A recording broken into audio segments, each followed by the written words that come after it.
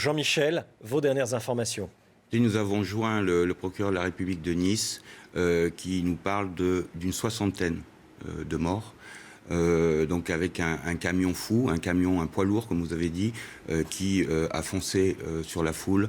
Selon nos informations, il y aurait plus de 200 mètres de traces, de tracés de ce camion qui a emporté sur son passage la foule et a fait des victimes parmi des femmes, des enfants.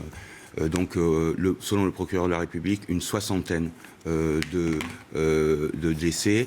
On sait maintenant que le RAID est sur place.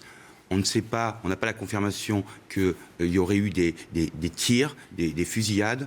On ne peut pas encore avoir la confirmation de cette information-là. On sait qu'il y aurait, on en a parlé, de quelqu'un qui serait retranché dans un restaurant.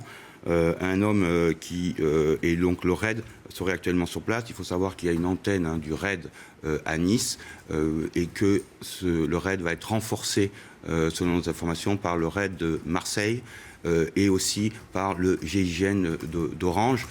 La menace en province était très importante. C'est pour ça que le ministre de l'Intérieur avait récemment